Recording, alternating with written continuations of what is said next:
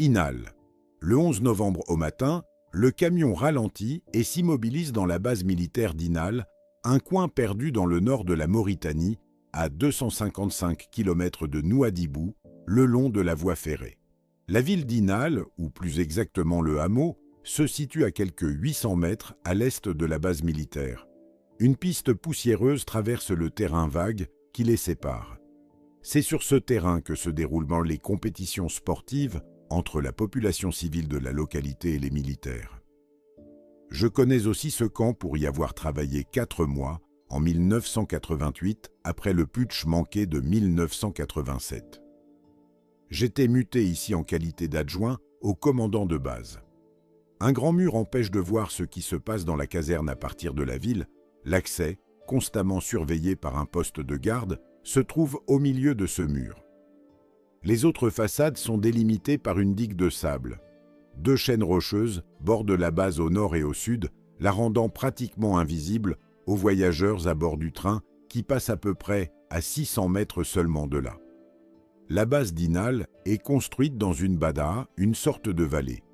À l'ouest se trouve un terrain que j'avais aménagé en terrain de foot lors de mon précédent séjour.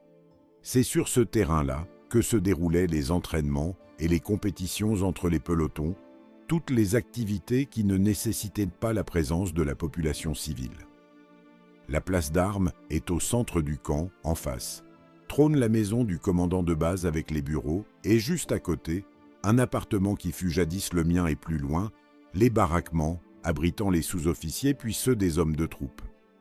Ensuite viennent les hangars de voitures.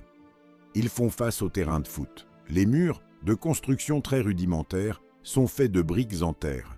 Pour soutenir la toiture, la charpente est dressée à l'aide de rails coupés et de traverses de rails, en fer, serrées les unes contre les autres. Pour recouvrir le toit, comme pour les briques destinées à bâtir les murs, il faut creuser afin de trouver un sol de consistance argileuse.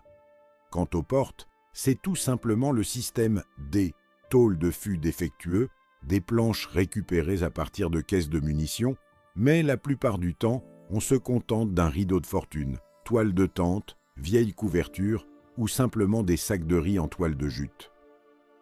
Le camion s'arrête quelques minutes, je suppose que c'est pour donner le temps au chef de poste de prévenir le capitaine Sidina Ould Taleb Bouya, le commandant de base. Nous avions, lui et moi, travaillé ensemble quelques années auparavant, sous des cieux plus cléments. En attendant, des soldats tournent autour du camion en se donnant des informations les uns les autres. Quelqu'un appelle un caporal répondant au nom de Ould Demba pour lui dire qu'il y a parmi les prisonniers un officier et quelques sous-officiers supérieurs. Des insultes fusent de partout. Le jour commence à se lever, je peux distinguer sous mon bandeau le corps d'un soldat couché tout près de moi. Je ne me hasarde cependant pas à essayer de voir ce qui se passe au-delà du camion. J'ai vite appris qu'il est plus sage de ne pas chercher à identifier nos tortionnaires. Il y en a qui ont payé cher pour moins que ça. La moindre question entraîne toujours une sévère répression de la part de nos gardiens. Tout est prétexte à rouer de coups, une parole, une plainte, un chuchotement, tout. Le silence se fait tout d'un coup. « Allez-y », dit une voix. La portière arrière du camion s'ouvre et des mains nous saisissent par les bras, par les pieds. Nous sommes jetés sans ménagement au sol. J'entends qu'on s'acharne sur les prisonniers. Dès qu'ils touchent le sol, les soldats se ruent sur eux en les arrosant de coups. Je suis séparé de mes compagnons d'infortune. On me retire la corde qui m'entrave les pieds pour me conduire dans un local et on me ligote de nouveau. Il fait froid tout à coup. « Bienvenue, lieutenant », la phrase me parvient en même temps qu'une gifle.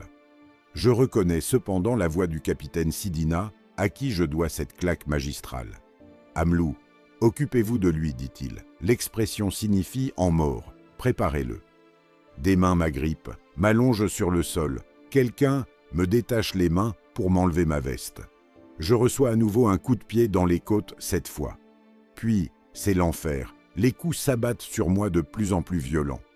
Au début, j'essaie de résister à la douleur, mais elle se fait très vite insoutenable.